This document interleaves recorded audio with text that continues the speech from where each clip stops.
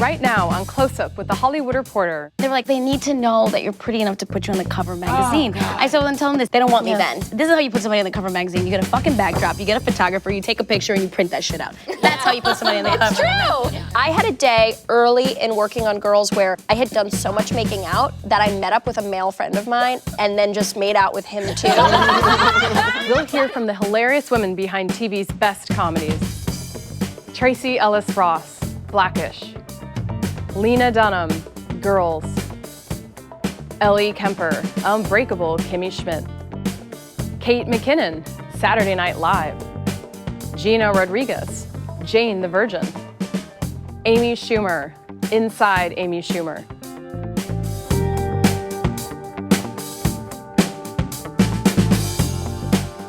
Welcome to Close Up with The Hollywood Reporter. I'm Stacey Wilson. And I'm Michael O'Connell. Thank you all for being here. With us today we have Ellie Kemper, Amy Schumer, Gina Rodriguez, Lena Dunham, Tracee Ellis Ross, That's me. and Kate McKinnon. Yeah. Do you know where your camera I know. Is there? Oh, there is. How do you do that? There's one there. She always knows. I think we should all try that. This is feeling very delicious dish, and I think you know that. That is our goal here, by the way. So we would love to know, what has been your most mortifying moment ever as a performer? And this can be performing comedy, this could be performing anything. I will begin. Thanks. Oh, thank you.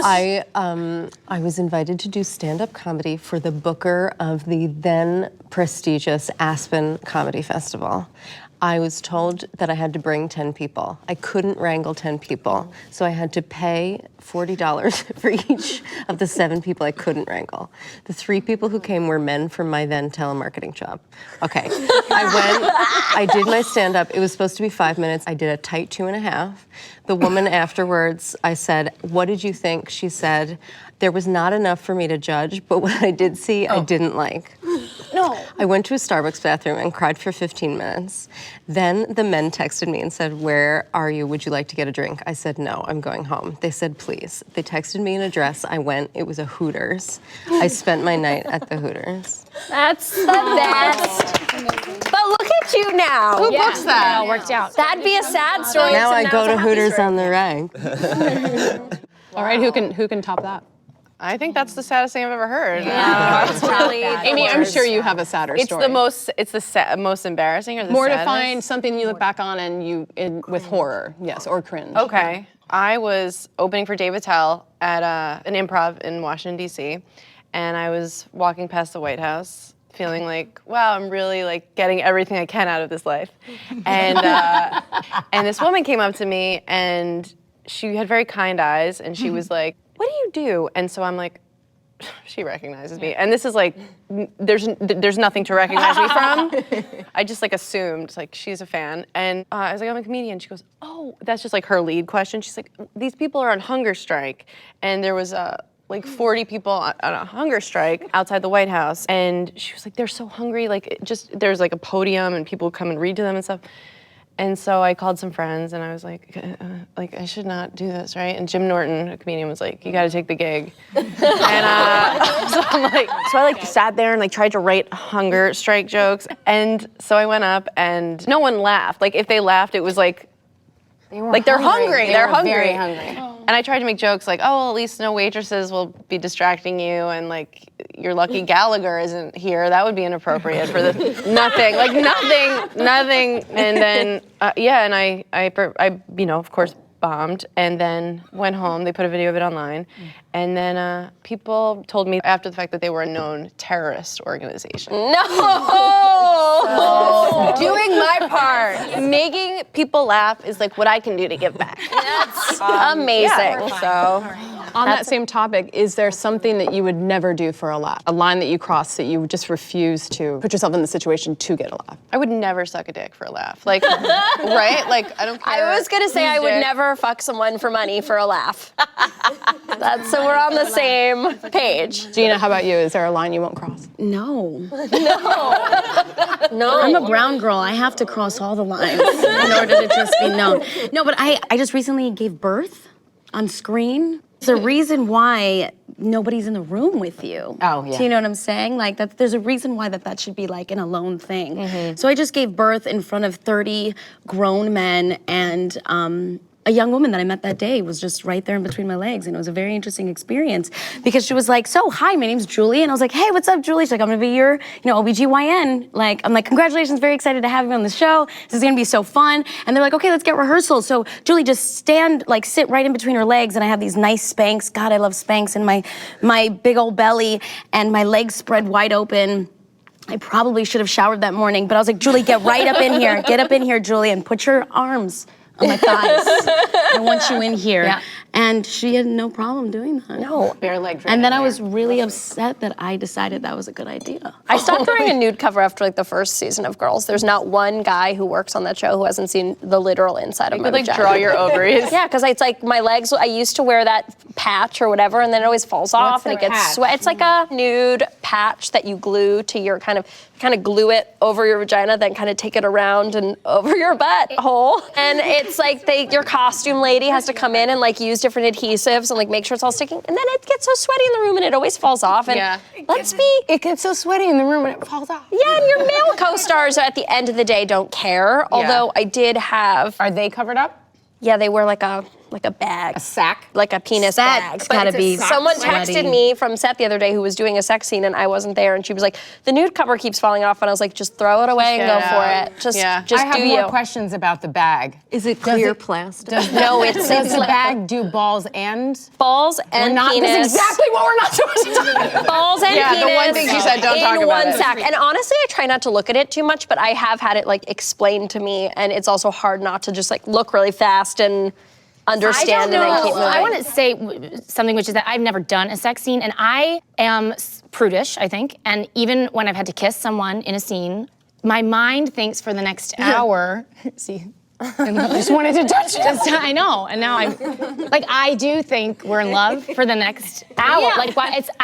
It's a middle school frame of mind, but it's like kissing. How do you get through that, the discomfort of that? I don't know. Well, I guess She falls what in do love. you do? I fall in love for that hour. I get it. It's confusing. It's very confusing. And Whenever anyone says like, oh, sex scenes, it's so mechanical and it doesn't even feel like anything. It's like, no, it feels That's like not true. someone fucking You're you kissing, and kissing them, and so it's confusing. I had a day early in working on Girls where I had kissed 2 different people during the day at work and done so much making out that I met up with a male friend of mine and then just made out with him too. You were like, because I was like, this that's is just what I do. do. This is just my life. I have to say, for half hour, there's instructions. I'm like, close the mouth, you can move, make the sounds, no tongue. Who gives the instructions? You? I do.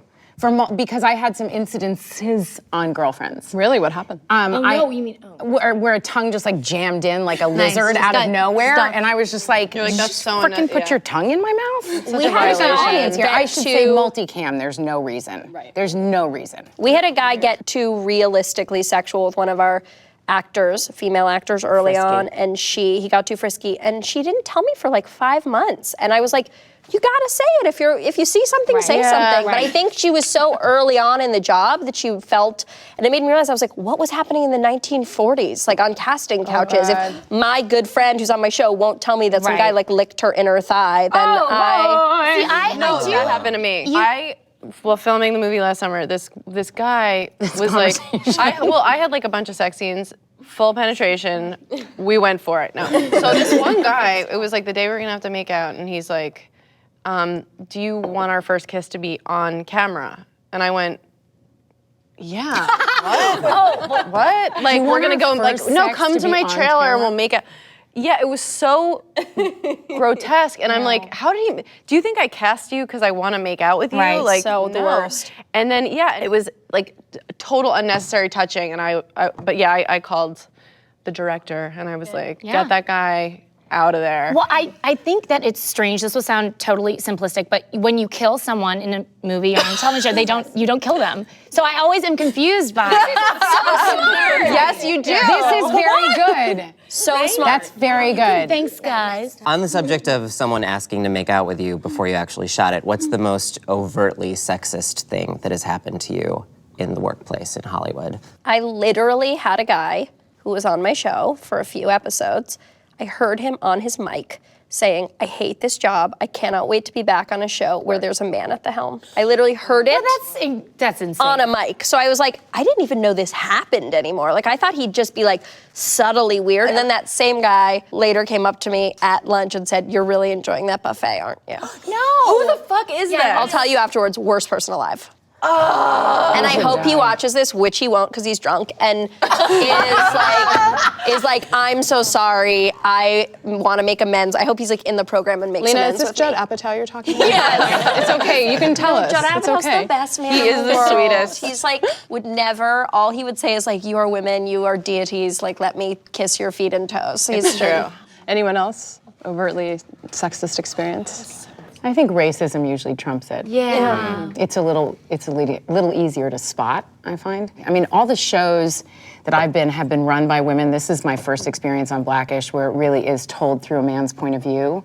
There are certain moments here and there that's more that people don't realize the stereotypes that you're perpetuating. But when called on it, they're very happy to kind of open that up. I'm late. Which is weird, because in my rational mind, I know there's no way I'm pregnant, but I still get that little, like, flutter of excitement, you know? God, it's so funny. Funny. It's like that feeling when you're at the top of a roller coaster, and it's, like, scary, but it's, like, fun scary, because you know you're safe. I remember, and it used to be scary before you got the vasectomy. But I think also often in comedy, I think the sexist stuff or racist stuff happens behind the scenes, not, most of us are playing roles, and we're all outspoken women who sort of, I would imagine, speak up when it's the image that we're portraying. And I love that you started with like Mara on Girlfriends in this environment that was her really trying to like change up the paradigm on television, and I think you all contributed to that in the most. I think so many shows wouldn't exist if you and Mara hadn't made Girlfriends and pushed that as far as you did. Oh, thanks. I think Mara was really instrumental in that. And it was really interesting. I mean, that was the first that show ran. We did 173 or 76 episodes or something. But to be, in an environment where it was run by a woman, for women leads, and that was not my first job. I did Lyricist Lounge and whatever, but to have that experience at the beginning sort of gives you a template that you do not walk out into the world and see everywhere.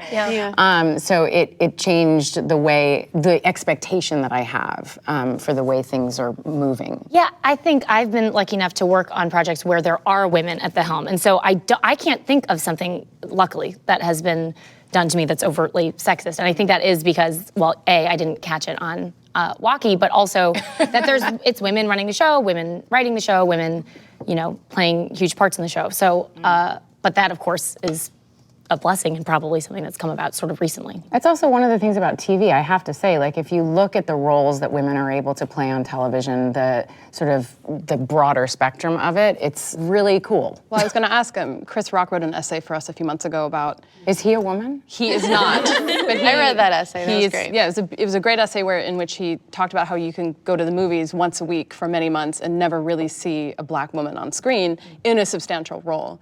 And has that been... I think that also goes for Latinos as well. That's one of the reasons I sobbed so hard during your Golden Globe speech. I was literally in my chair weeping because that was the best. Of what that clearly would mean to so many women who are watching. I'm curious your experience if you've auditioned for parts and said, no, I don't want to play that role, and obviously you're getting into film too. What are your experiences now with looking for those roles outside of television, which aren't many? There aren't many.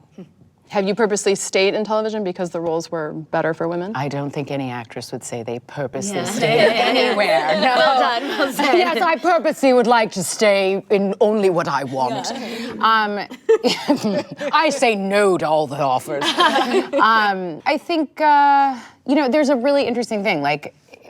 If there is a black role, it's a strange one for me because it's like the one job where you look at a breakdown and it specifies the race of what they're going to cast. And now all ethnicities, black is no longer the cool minority. It means Indian, Pakistani, there's a whole array of what goes in that category now. It's interesting for me because often I will read a breakdown and think, that's me, but she's not supposed to be black. Yeah, 100%. Right? So, I don't know. I mean, I go up for them anyway.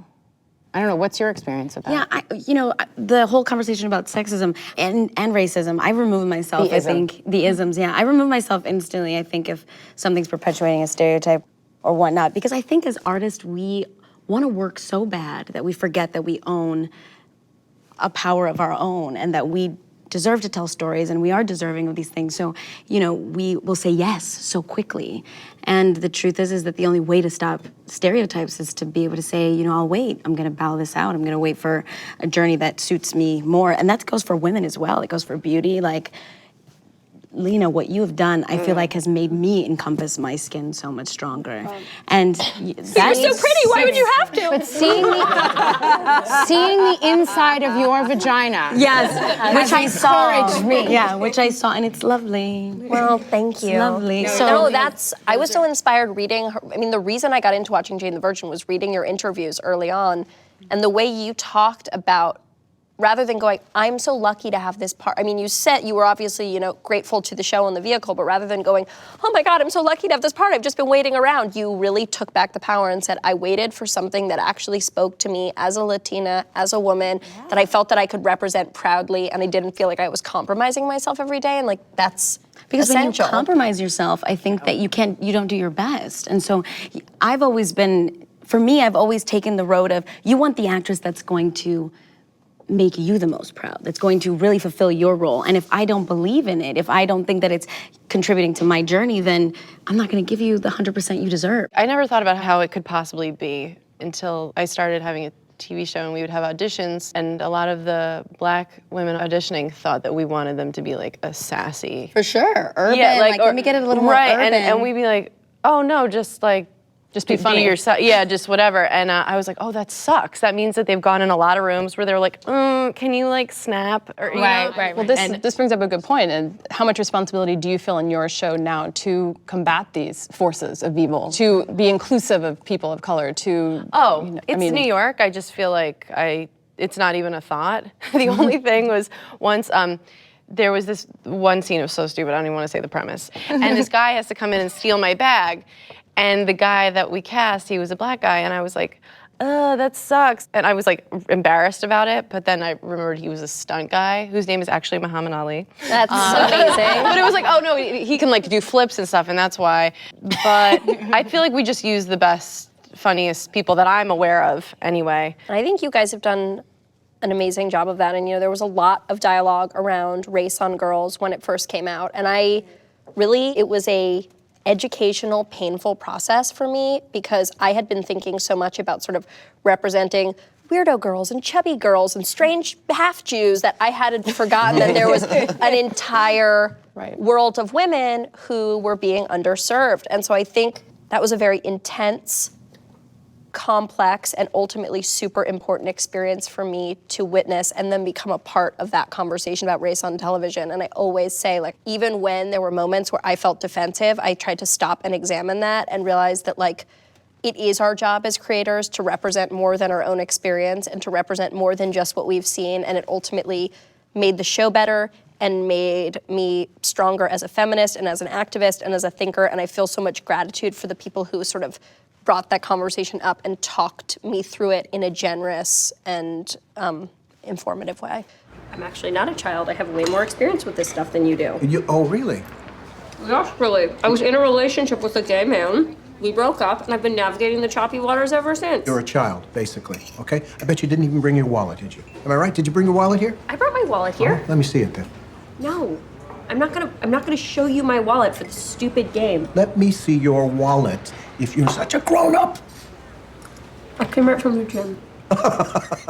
Knowing your heart and your energy, it's so loving, it's so wonderful, and it's so inclusive. But that just goes to show you that I don't believe it's this hardcore racism. I don't believe that it's just... I was going to say, or evil. Yeah, I don't know or that evil. I would use that I word, wouldn't even use the evil, because it's not. It's just, it's just lack of being surrounded by culture. You're Being just not exposed to being it. exposed Well, I to said it. to someone recently, I was like, I don't always feel proud of the fact that I went to New York City private schools where I saw a lot of Jewish Why girls. not feel like, who gives And I'm a like, shit? and That's when your it's time for life. my kids to go to school, I'm also gonna make sure that they meet people who don't look exactly like they do, and so that they understand. Except for Asians, we can all Well, agree that we don't need them. on television. But I think part of what happened with your experience, though, is what we need more of in our culture, where your response to it, I think we're so quick to vilify and say that people are wrong or bad, Yeah, and it's instead of not. we all have these huge blind spots because we're human beings. And I think that's part of what you were able to do, is take a blind spot and not let it take you down, and actually learn from it and open up your experience, and then allow yourself to expose that to other people, and then in turn to say that when you have children, you're going to make sure your children are exposed to that.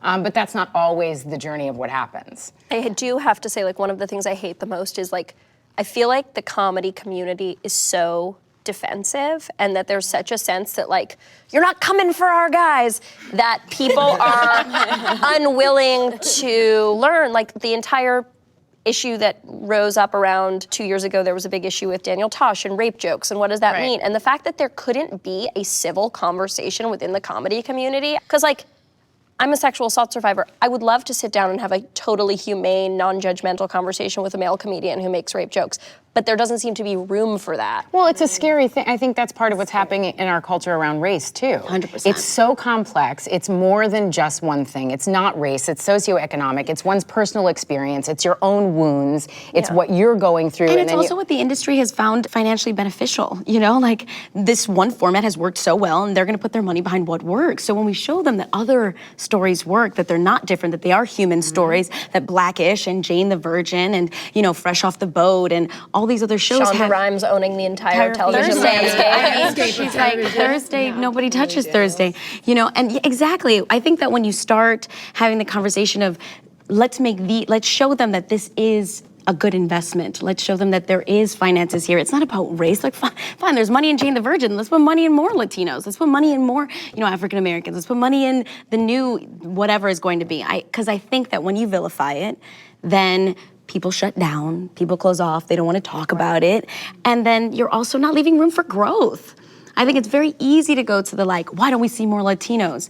Well, Latinos need to unify and start watching themselves on television. Well, that's why it's so great when Blackish and Jane the Virgin do so well, you are demonstrating to the people who make shows and who pay for these shows, oh, this does well, so we can make more of them. Exactly. So I was so obsessed with, like, the 1-2 that you guys pulled on Kimmy, where you thought she was gonna, like, go off with that handsome British guy, and yeah. and then you realize, like, she loves her ESL Asian friend. It was my favorite. Always go with Dom. Always In fact, go did with you get Dom. about that storyline? Because I actually had a couple Asian friends. They had some sort of split. Yeah, I know there split was opinions some. about Yeah, it. there was some.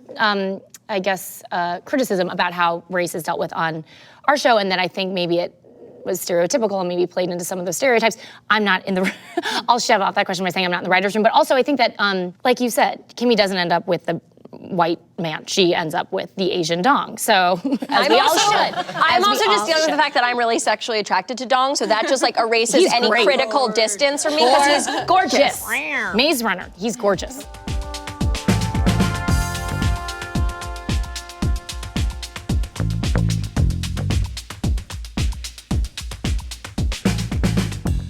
Top of your shows being a sort of a mouthpiece for you, there's also social media. Have any of you made any mistakes on Not social me, media? not ever. No. Not once. Not once. Golden child. Kate, what's your presence on social media? I send emails and I send text messages to about 5 people, and other than that, it's absolute zero. Is that on purpose so you don't want to expose yourself? I'm very frightened of saying anything, and Is that because you think your humor may be misinterpreted? yes, I scare myself, so I just don't want to put anything out there that would misrepresent my real feeling. Or mostly, actually, if I had Instagram, it would just be pictures of my son, who is a cat. Well, I think you need to get. I know. I keep thinking about his babies. And on SNL, getting back to what we were talking about before, how much input do you have on the characters you play and sort of the image that you want to portray through the show? Because people become so identified with. Now, when I think Justin Bieber, I think of you. We have a huge impact on it because we participate in the writing of it. Occasionally something will be handed to me. Actually, Justin Bieber was originally handed to me by I was gonna say, they handed you Justin. a sketch that Colin Jost wrote, and I was thrilled because I hadn't gotten to play boys before, and now I've made kind of a habit of it, and I am very grateful that they let me do that. So yeah, we really get to decide what we're putting on the show. We don't get to decide what makes it in the show. Often it gets cut, but we're not often made to do something that What have you we're said no to? uncomfortable. Tits out. You look like you have great tits. Thank you so much. There's nothing I've said no to because it's been vetoed already by the people in charge, mercifully. But if it had come to me, I think I would have stood up for myself. I'd like to think. There are no women in late night right now. In the last 3 years, it's sort of been musical chairs. Aside from Kate, she's in late night on Saturdays. She's a lady of the night. Sketch show. Hosting. Amy, your name definitely came up when people were talking about who would replace Jon Stewart. Why do you guys think that there isn't a woman hosting a talk show on television right now? Because we get our periods at night. I think it has to do with what Gina just said, which is that people are so stuck in these old formats that the idea of any form of risk-taking becomes terrifying to them. I mean, I love Stephen Colbert. He's a complete genius, but the fact that they didn't take that David Letterman slot and run with it and hire somebody who represented even an ounce of diversity. I mean, I heard this joke when they hired James Corden, another guy I love. There's no flies on any of these dudes, but I heard a joke there like, we've run out of white men here. We have to start importing them from England. Right. Like, it really is so shocking, especially because if you look around, there is no shortage of established, I mean, Amy is 300 years younger than anyone with a late night show. I mean, there's no shortage of established women who have been on the comedy circuit for years and have a clear voice and would know how to do this. And it bums me out so much that it's like Kathy Griffin's relegated to fashion police and. But I mean, if you even look at this bunch, this is a bunch that has been around. And why are we just seeing all of us here now? There is a real slow move to allow new people in, and there's just a way that we sort of recycle what we know. And there's a plethora of female talent out there. There really is, and it's not just like a slot. Moving into a late night slot doesn't happen out of nowhere.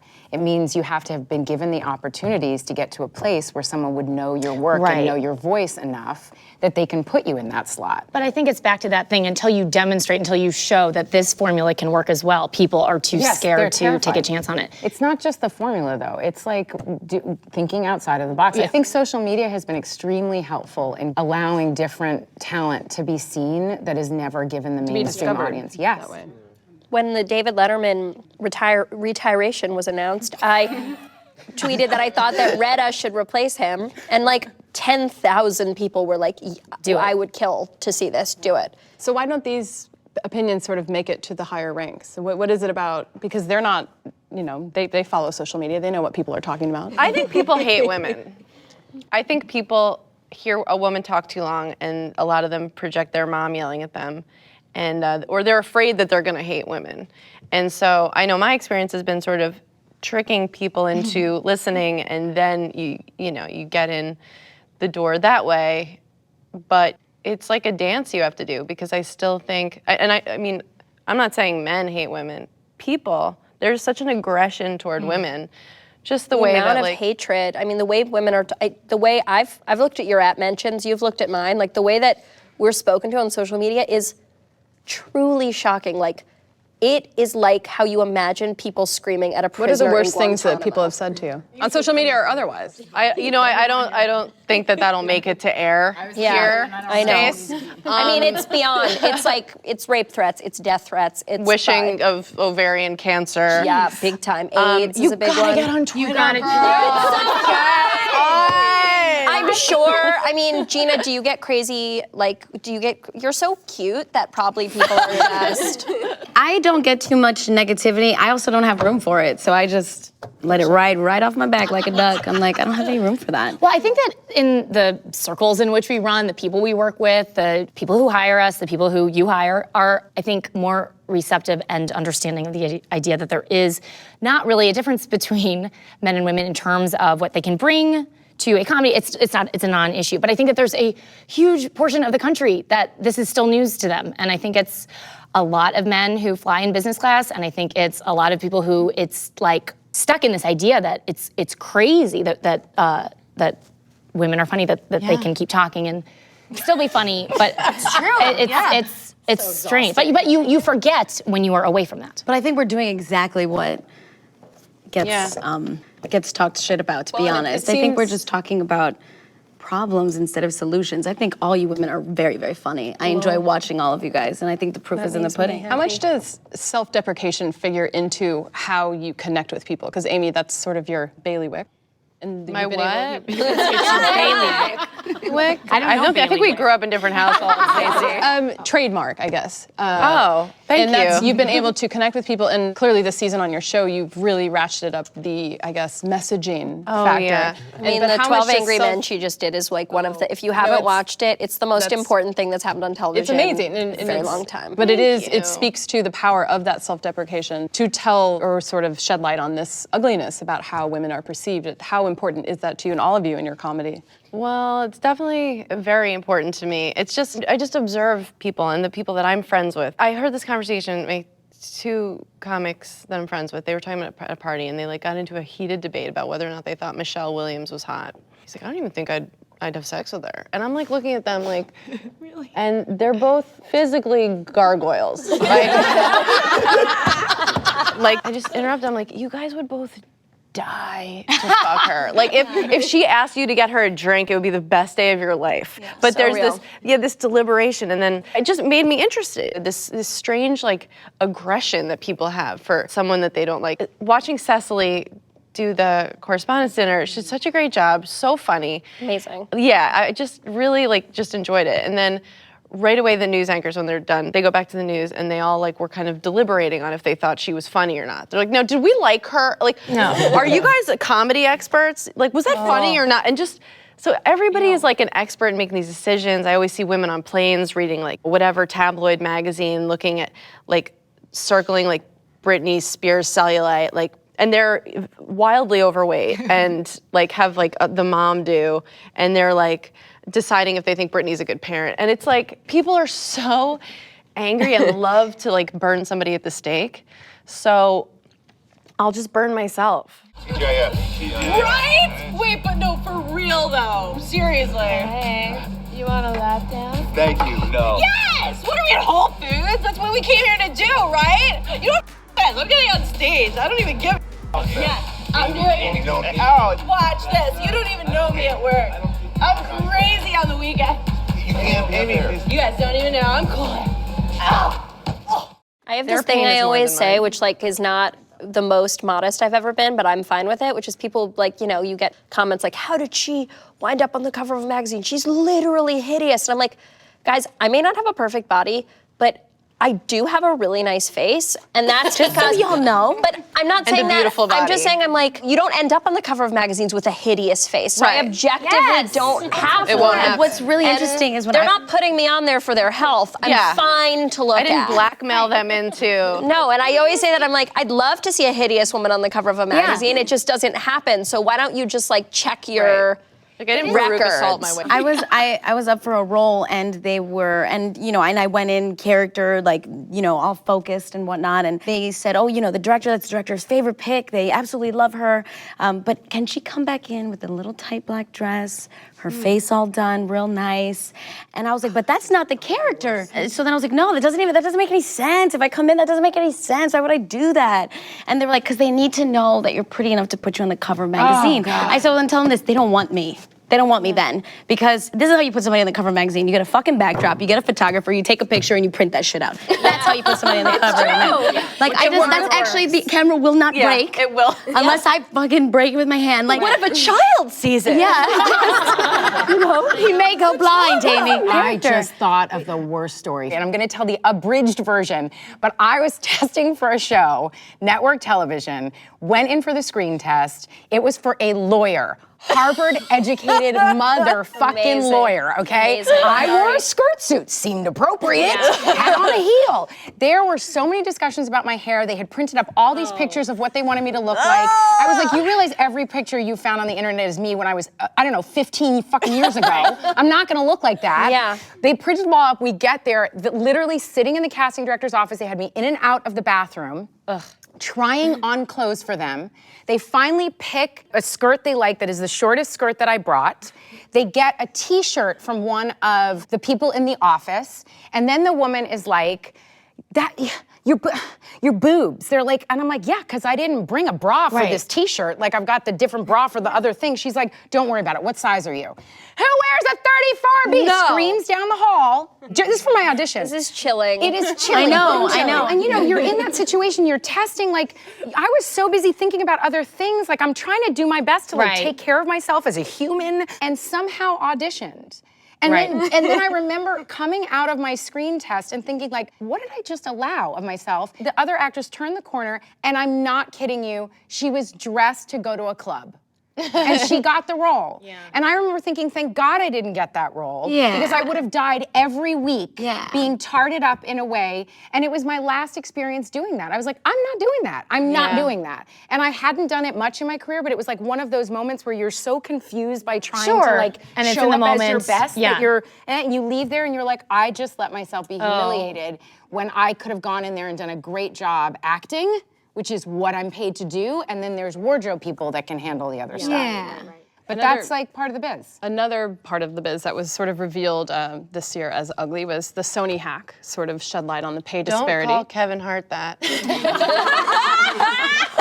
I've been waiting to say that joke for like months. I've been sitting on that joke. Have you said it yet?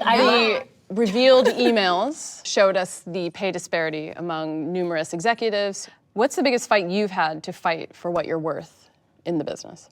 I'll work for a hamburger. I Really? Still at this level you feel? I just want to be on stage. I just want to be out there doing it. I wish that I could say like, oh, I went in there and I told them I need this and this and this, but it's like, I'm still shocked that anybody pays me to do this at all. And I think so many women feel that way and probably should be advocating. I mean, like, Sheryl Sandberg is a really good friend of mine, an amazing woman, somebody who's really advocated to cut down on wage disparity. I mean, whatever people may feel about Lean In, it's been a very seminal text for women advocating for themselves in the workplace. And she once asked me, like, do you know what you make compared to men who run shows at HBO? And I was like, why would I ever ask anybody that? Like, I'm like, I can pay for dog food and I have an apartment. This is the greatest thing that's ever happened to me. I can get sushi whenever. Yeah, exactly. At what point isn't that enough though? Well, my boyfriend, I see him all the time. I hear him on the phone with his manager being like, that's not gonna work for me. I'm not gonna show up for that. He's like a delightful, kindly Jewish boy who is completely comfortable saying, I'm worth more than that. I do not have that skill. I do. I say that. Oh, yeah. When have you encountered that? I just like a couple years ago heard how Floyd Mayweather charged. I was inspired by the Mayweather. I mean, he gets a piece of like, and like, trust me, he's not my role model and other. Sure. Okay, I love it. I just like want to date him. Is this for like a comedy gig, like a stand-up gig? Yeah, for stand-up. Like, I'm like, okay, well, these people are only going there because I'm coming. Right. So I absolutely crack down. Even I remember watching the Nicki Minaj True Life Pickle or juice? whatever. Pickle juice, girl. Yes. I don't know it. What She happened? walks into a photo shoot, and she's Nicki Minaj, and Which is the best thing you can be. Yeah, she was that day herself. Love it. She walks in, and the craft service table, it was just like pickle juice and like one other thing, and it was like gross. And she just like, no, like, and leaves. And yeah, like, And she goes on a rant about feminism. She's like, I do this, I'm considered a bitch. If Wayne walked into a photo shoot He's a boss. and he's a boss, if he's like, I'm not fucking eating this craft services and wearing, she's like, don't give me one shitty piece of fur, give me 10 options and a spread. And it's the most amazing, like, What I Really like about it, inspiring. which is something that your show does too, is like when people take feminism out of like the ivory tower of like Judith Butler intellectual conversation and just like make it very clear. Yeah. Which is what Nicki Minaj did in her pickle juice monologue. Yeah. It was a beautiful moment. I feel like the self-esteem of that is not necessarily always about the end product of the pay. I think there's a way that you show up in your career that you get to say, like, this is what I'm worth. And I think that happens, I would imagine, for each of us, even if we're not at a negotiating table saying, how much is he making and what is the comparison between those two Does it take things. longer for women to get to that point, do you think? Because I think... Well, I forget what executive said. It was something, and I didn't go after, I read it in an article, so I wasn't reading the leaked emails, but it was something about women being... I read everything I get my hands on. You did or did not? And I looked at all the celebrity hack photos. I didn't do that, but I'm not mad at you. I want to see everyone's vagina. I looked at it with an open heart and open spirit. Come to me. I was happy to see. Sometimes you want to know what other people's vaginas and boobies look like. Just to know. Wait, what was Just to that? know. What were you saying? So, and this woman said, well, if you don't ask for it, we can't give it to you. So I think that there is, it's a balance because we all have amazing jobs. Never should look over that. I mean, I think that should be kept in mind. But if you don't ask for something, then you can't get it. And I think that's a problem. Is that what she seemed to be suggesting is that if you don't ask, we can't give it to you. So you can't just go like throughout your life being grateful for I everything. think we are taught though, and we're just conditioned as women to feel less inclined to want to use our voices. And so Our culture supports that. yeah, and Yes, I was and would prefer it. This summer, I really noticed it in myself because when I would have a suggestion for direction to Judd, I would say, sorry, I was starting all my sentences with sorry, and then I've made a really conscious effort to not do that. And now you literally run people over with your car and are like, yeah, fuck you. I'm sorry, you were in the way, fuck you. I actually was raised by a woman who has clear standards around what she's worth. And although that was how she operated in her career and life, that was clearly called diva behavior. And I have witnessed flagrant and disgusting diva behavior, and that is not my mother's behavior. Yeah. And so I've seen the disparity of, it's that old thing, like a woman standing up for herself as a bitch and a man standing up for himself as powerful. Yeah. That's that old thing. But there is a way to stand in your skin, to be a woman, to know your worth, to ask for what you deserve, to be able to compromise and negotiate in ways that, it's more important for me to be in this position than to not take it because I'm not getting the pay. And there's been many places like that in my career where I literally have gone, you know what? This is making me uncomfortable, but even if I get this one line said on this show, if I get this one thing said in this environment, it does more than me feeling like I have to go home with that paycheck that matches whatever else. And I think all of us in our careers have had that moment or those things that we've said that have come way off the page, way off the screen, and that have lived in a larger way, changing the landscape of how women are seen.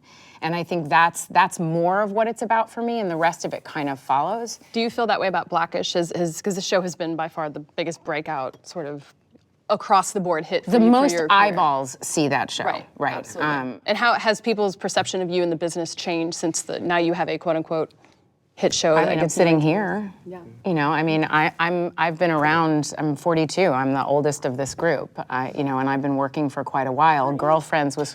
No, she's older than I am. Really? Yeah. Yes, much older. I can see it's lighting. No, it's fine lighting. It's fine lighting. By the way, I feel you should have a self-help show. I'm just like listening to it. I'm like, I want to. She's very engaging. I'm going to say one more thing about money, if that's okay. Yeah. When it was leaked, the amount that I was paid for my book, there was like 39,000 articles that were like, does Lena Dunham deserve her book advance? God. And I was like, How much did you get? A bunch. But She could buy a car. she could buy this a table. bunch, but then it gets given to everybody. Then I give a lot of it to charity. Most to charity. Most to charity. But there was these huge dialogues. Is she worth it to? I'd say like a week and a half later, it comes out what Aziz Ansari is making on his book. No one said a thing. And no one says a goddamn word. And I'm like, he's a great comedian. I love what he does. Come on. But the idea, I was like, I'm not coming from nowhere. I was like, I'm a professional writer. I do this for a job. But people are also more interested in you than Aziz Ansari. No offense to him. I'm really interested in Aziz Ansari. I can't wait to read it. I think it's back to the vitriol. It's like, it's stunning. Just people are so hateful and furious. And people felt comfortable talking to me about it in person. I was like, No. where? What? What world is this okay? Like, can you? Is it? Can you believe that? What was it? Can you believe what you made on your book? And I'm like, I actually am not. I'm like, I'm pretty excited, but I don't want to talk to you about it. That's insane. I'd be like, I let's don't want talk to talk about to it. you about it. Vaginal ultrasound doctor.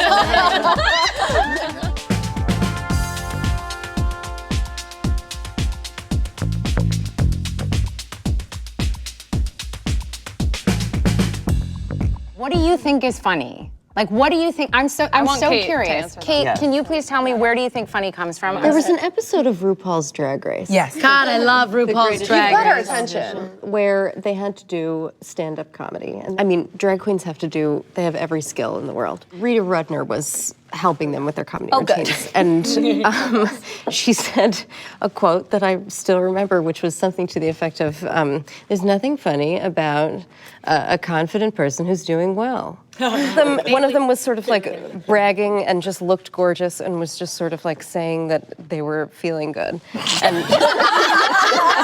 and I think, to me, I start from a place of exploiting things in me that I find objectionable and displaying them and celebrating them. And for me, that's where you get or try to get ideas from. I never have any fucking ideas. Yeah, never. I've seen you have ideas. I've seen you have ideas, lady, and they're funny. You have a huge platform in the next year and a half, being the Hillary Clinton of SNL. How are you going to approach that? Do you feel pressure?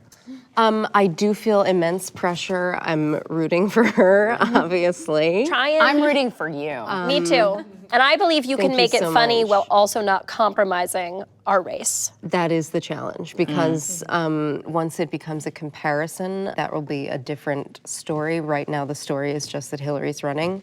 And What's the secret to doing Hillary? When you study her? No, it's a combination of the people who wrote those cold opens were Chris Kelly and Sarah Schneider, who are two The funniest geniuses people in the world. who have everything I've ever been proud of. They've written. So I think it's a combination of their take on her that they had, and then I just wanted to play on the inherent contrast between a woman who is so driven and so hardened by her experiences and needs this, and the country needs this, and also a little sweetie granny from the Midwest, just the juxtaposition of those two things. Hello, I'm Hillary Clinton. I'm running for president of these United States. Yeah, but that's not for a long time. Now it's summer vacation. My last vacation was in 1953.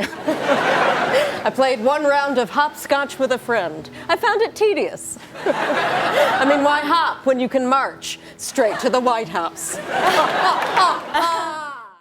Have you heard from her at all about?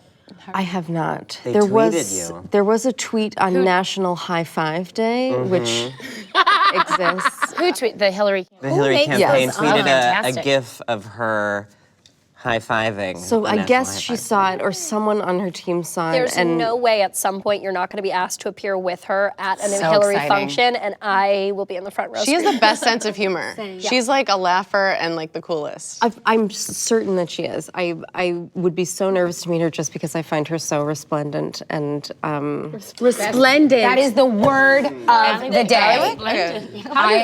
How does each of you balance your needs for your own comedy with political correctness?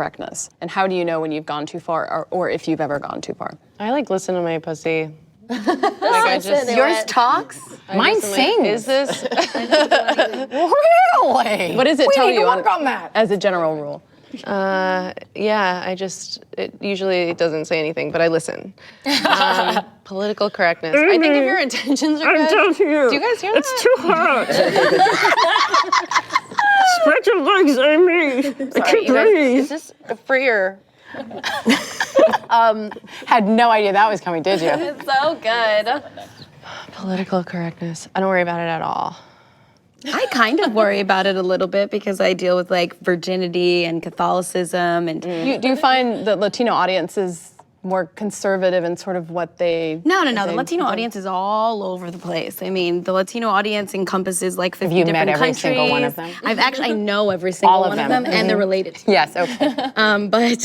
No, it encompasses way too many people, and so many people of different, like, you're talking Mexicans and Puerto Ricans and Dominicans and Cubans, and they're all from different places, and they speak different languages, and they eat different foods, so that's why it's like kind of hard to talk about them. I can only talk about myself. And it must be hard because you're not making fun of religion, but you're skewering some of the traditions. It's nice. It's nice to like talk about, things that are controversial. I really love the fact that I get to talk about virginity, and like we talked about abortion, about keeping, pro-life and pro-choice. The really cool thing is that Jenny, my writer, she's brilliant, and she writes in a way that talks about social commentary without making judgment. And I think that's the fine line.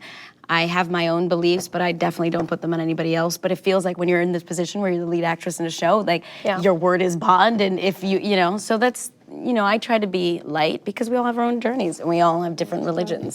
Pink means pregnant.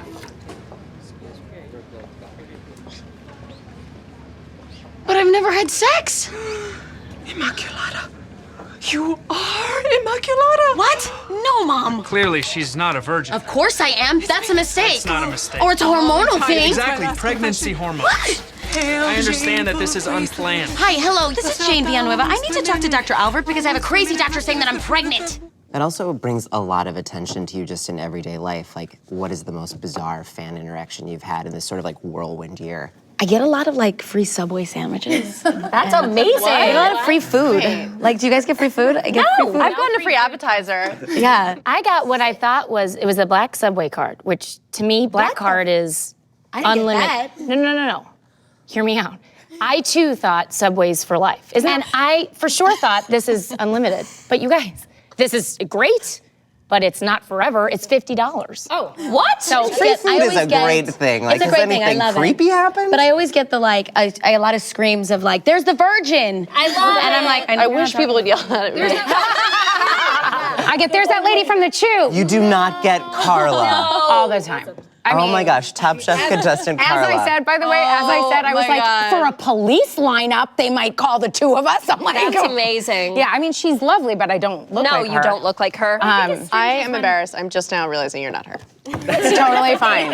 It's totally fine. You were like, why aren't we cooking? It's just so weird. I like when people like are defensive about things I've been through in the meet, like come up to me and are like, I really liked your boyfriend versus Jewish dog piece, and I'm Jewish and I don't have a problem with it. And it actually, I'm like, this made my day, and thank you for letting me walk into the world feeling like a good person. I liked that piece. Oh, thank you so much. But not every one of my Jewish brethren did, and I appreciate it. Did that reaction surprise you to the piece? I was shocked. I was like, this is as mild as like an email my grandma would circulate. This is like an email attachment. I didn't know there was from negative Boca. reactions to that. That's crazy. Anti-Defamation League came out against me, but what was funny is that the head of the Jewish Anti-Defamation League is named Abe Foxman. His son is named Ariel Foxman, and he is the editor of InStyle, and he's gay. And I was like, why is Ariel Foxman so mad? I thought he had a better sense of humor. I was like, and how is he also the head of the Jewish Anti-Defamation League? So many. What do you do personally when people come back at you about something? What do you do to console and soothe yourself? Because I try to really it's a look hard at it. part of this, especially if you're in comedy, and you're gonna step on some toes at some point. Totally. Period. I try to look at it and go like, because there have been times where I've said something and I've thought about it and I've been like, that wasn't as funny as it could have been. I didn't need to say that. And then that's how I feel, I'll issue a tweet that says like, hey guys, I thought about it and you're right. But a lot of times I thought about it and they're not right. What was the time that you had those thoughts after you posted something? One time someone was like, why do you get naked on TV so much? And I wrote back like, I don't know, lady, ask my uncle. And then all these girls were like, I was molested and I love your show, but I don't need to read this. And I was like, you know what? Like, as a sexual assault survivor, as someone who gets it, like, who needed that Catskills joke? I apologize. Well, I love that joke. I'm so glad. But then like with the stuff around my book, there was a lot of stuff around my book and negative attention directed towards my family for content in the book. And at that point, what I said was, I'm sorry if this was triggering for anybody, which I am, because the idea of like, there's things that trigger me and they're called The Killing. And most of them, I don't want to make anyone else feel that way, but at the same time, like I have to share my truth and share my reality and do it as best as I can. So it's about that line of going like, I am sorry to the people who read this and felt pain. I'm not sorry to the people who are trying to like make this a part of their political agenda and be like, she likes abortion, she likes Hillary Clinton, and she molests babies. Like, it's like, I can't go there with you. Yeah, And I can't take that trip with you guys. No, I Good luck. can't. You guys have to take that journey on your own. And I feel incredibly lucky that I have so many supportive friends. I mean, Amy was amazing throughout the entire thing. She texted with me every day and was like, really talked me off a ledge. I was like, my back's gone out. I can't walk down the street. I'm gonna go to jail. I think you handled it so well. You were amazing. What's the best We're advice that you've gotten in navigating situations like that and in just working in comedy and sort of like fronting these television shows? I think using your support systems, first of all, like your real friends that will be like, you're fine and that you can trust. All my friends were like, you've said so much worse stuff. Yeah, this is the thing? Yeah. Yeah. Professionally though, like who's your go-to? Who gives like the sage advice? I don't trust any professional people. Wait, what do you mean by professional? You mean like your team? I mean, like your team, like therapist? a fellow actor, a comedian, a producer. Your agent, your I manager. feel like it's helpful to go to someone who's totally out of the Yeah, I would never get ask so anyone. mired. Yeah, no. Agents and managers are not for that. No, but also, I mean, with exception, I mean, I think that you need someone out of the field completely because this is not always the real world. Like, you need to be with someone who is. And also, usually, I think the thing that's happening is internal. It's not necessarily my response to sort of the circumstances, what's happening business-wise. Yeah. It's like, this is what's come up for me personally that's freaking me out. 100%. Like, That's the only thing that's real. It's like, as long as the people you care about and love believe what you're saying is true to yourself, because that was such a thing. You can see it from the outside, and I've had this, like some things where I've gotten death threats and whatever, where she says nonchalantly. I mean, Jesus. No, it's just, but you're like, this will just blow over. Like people just, they're like, okay, who do we hate today? Okay, we all hate this girl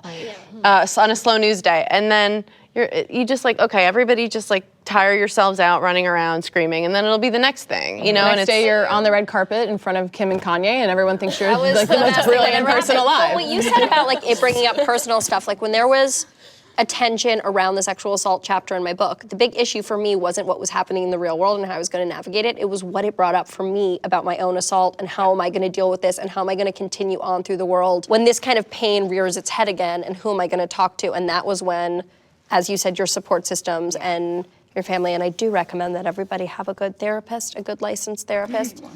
That's when those people are going to help you, because the news cycle will lose interest in you in 2 days. Right, but you still have to deal with But it. you're still living with like the exactly the PTSD thing, yeah. and the pain and the Right. and the feeling that you were like re-victimized and reigniting that re-violated. old wound, yeah. And that's, you know, all of us, if you're the comedy that you do or the work that we do or whatever, but as a woman, one of the things that does come on the outside of that is the comments around you physically and all of those kinds of things that come up, that it's I mean, I think across the board in our industry now, that's just like the norm. It's like our culture thinks it's okay to talk about things of people that it's like just none of your business. Like, why are you asking me about that? Why are you talking about that? Why is somebody making a comment about where my boobs are placed on my body? Like, what, all these different kinds of things that you do take that stuff home personally. Wait, but that really makes me think of the Wanda Sykes joke. I always think about it, where she says women will always be evaluated on how they look. Like a girl, like a woman could cure cancer, and they'd be like, "But did you see her?" You know, it's just Wanda Sykes, speaking of which, is part of the hottest couple in the entertainment industry. I want to see a sex tape of Wanda Sykes and her French wife so bad. So bad. Yeah, you wouldn't look at those pictures, please. But wait, before we end, Tracee, we need to know where funny comes from. wait a second. Yeah. No. You brought it up. I was You wanted to curious. find out? Where do you think it comes from for you? I don't know where it comes from for me, but I do think that truth is one of the things, like telling the truth. Because I think anyone, like when you get in that position where you're trying to make people laugh, you're screwed. But if you just go back to telling the truth, but I mean, I don't really know. I mean, I think it's one of those magic things. It's elusive. Like there's all these different kinds of comedy, and it's such a stunning thing. You know, what makes people laugh is like, it's like delicious, you know, all the different versions of how that comes out. I love to go to a place of like, I love physical comedy because I love the idea of like liberating myself of what I'm supposed to look like all the time and what's gonna be the prettiest on my face and what's gonna, you know, be the most aesthetically pleasing for me. I feel so much freedom in like letting go and being okay with that. And that makes me feel funny. Well, something I love about all the women at this table is you guys all of What, I was gonna say except Ellie. One. Except because I have complicated ginger feelings about the oldest one. No, How did you get on the oldest one? Something that I happy love that they about all these included women is an like, elderly woman you're in all this. beautiful, you're all elegant, but there's like a lack of vanity in what you do. And I remember seeing the first episode of Jane the Virgin where Gina is like in this mermaid suit.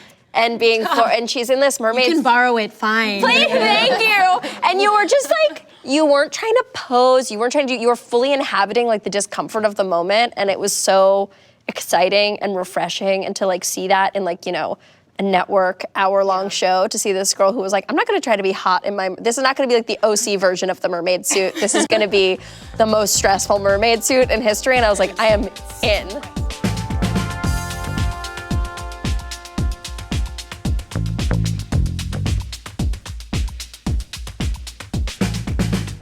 We're gonna bring it back to Hillary for just a moment. What would you write for her campaign slogan? And Ellie, I'm wondering. This is a question straight to me.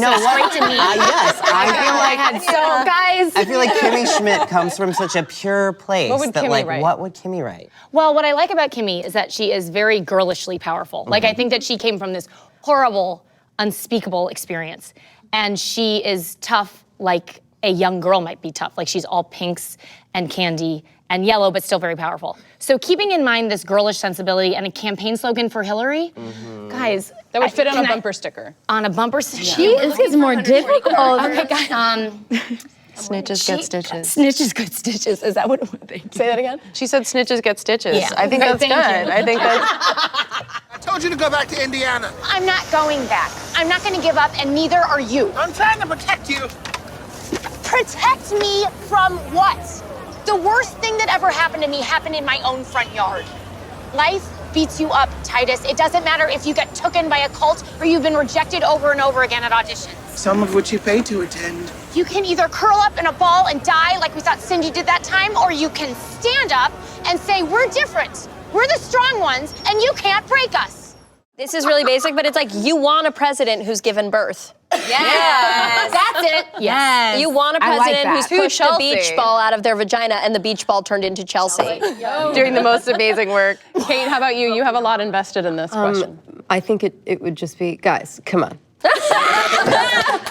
It's so good. I love the fact that like everybody who people are like, what if she's not qualified to be president? Then everybody else they bring in, they're like, he managed to Ben and Jerry's for a while. Like, it's so ridiculous. He's the night manager at Petco. You're like, I'd like to hear his ideas. the cash register. He can run our he country. can do it. But this Hillary. I want to hear other slogans.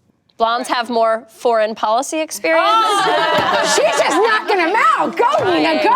Trying. Gosh, yeah. And then finally, perhaps our most important question. Oh, yes. What is your humble brag? Obviously, you guys are in a place of fame and repute, and there have got to be moments where something pretty luxurious is happening, and you're like, do you have a humble brag? Let's say rest in peace, Harris Whittles, creator of the humble brag. Yes. Pour a little out for Harris. Yeah. Yes.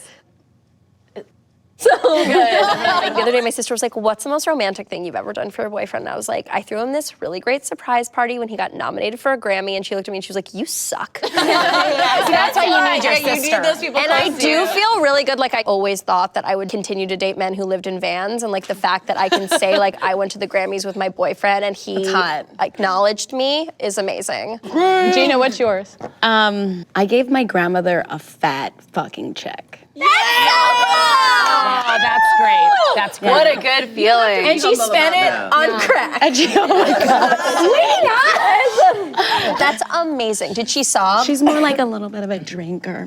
She sobbed. No, so when I actually, it's like, how ghetto too, because I was like, Grandma, come with me to the bathroom in my apartment, because there was a lot of people in my apartment and it's really small. So I was like, Grandma, come with me this way. And she was like, okay, pues. And she like follows me.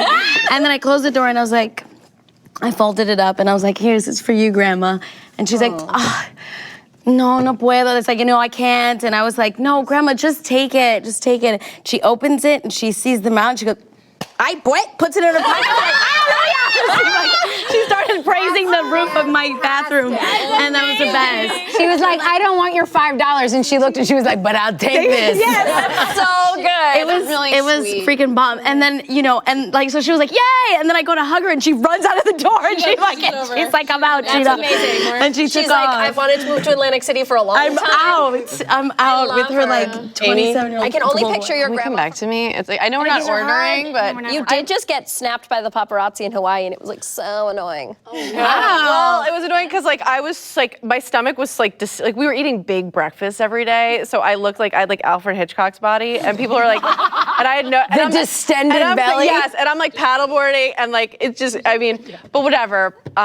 But you know what? I always think of Chris Rock's joke. He says like, I mean, I don't even think about this on TV, but I always think about it. He says women get used to shit early, like really quickly. Like his wife, the first time they went into a Ritz, was like, oh my, look at, oh my, and then 30 minutes later, she's on the phone going, cinnamon toast. Right.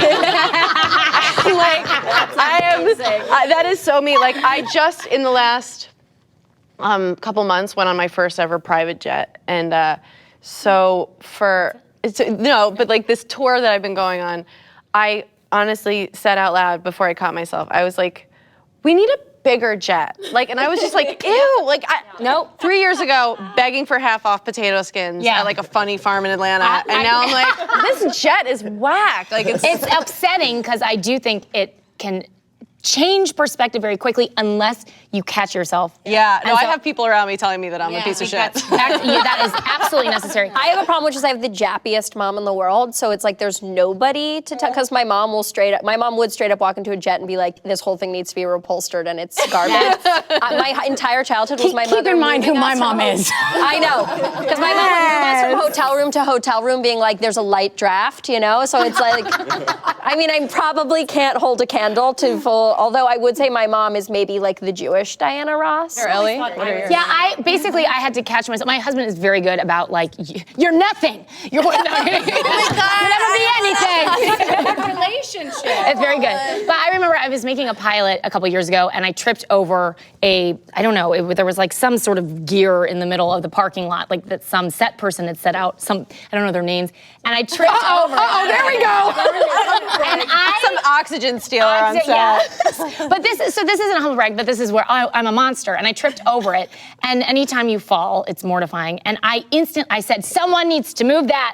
And it was horrifying what came out. Like, nobody needed to move it. I actually think they did need to move it. Thank you, Lena. That's really funny. You. It's the someone part that's in question. The humble brag question just became us being like, here's when I was the worst person alive. Kate and Tracee? It's a fine Lobster line. again. I'm like so tired. I just prayed for so many years to be tired because I was just so unemployed and had so much time and just was so desperate to be working like a dog. And now I am, for the moment, Baruch Hashem. And I'm really tired and I'm like sick and I'm just always sick. But it's like cool because it's like you're sick because you're like always on SNL. She's like, I'm working so hard on SNL. Earlier I was like, do you get some time off? And she was like, no, I have to shoot this. And I was like, Ghostbusters! All right, Tracee, you're closing out the show, no pressure. Closing out the show, I have to say that I'm driving a really fancy car that was given to me. Yes! Like given to you, like to keep? It's on loan. I mean, am I allowed to say that? Like, am I allowed to say that? It's fantastic. I drive an SL 550 Mercedes, and this shit is brilliant. It was so awesome. And I literally was like, wait, what's happening? What do you mean I can, for a week I drive it? They're like, no, I'm like, are you a spokesperson for them? No. How did it happen?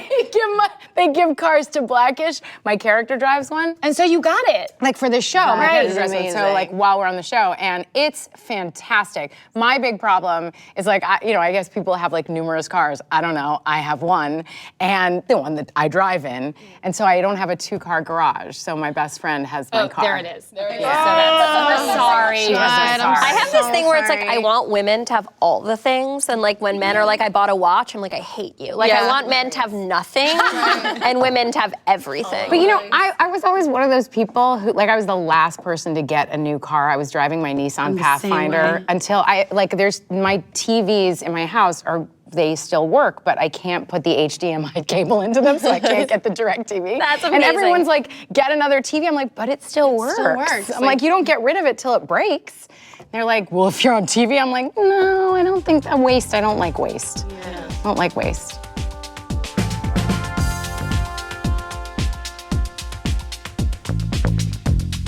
Ladies, I'm sorry to tell you, we must wrap. No! We love each other. Look how well we all got along. I know. We've learned a lot, and well done, everyone. I think we all deserve a round of applause. Yeah, great job, you guys. We really gave you guys a lot of freedom to move around here. And I'm sorry, I think we started this whole roundtable by talking about penises. Yeah, You never have to apologize for that. Let's never apologize for anything. No. We were talking about the sack they go in.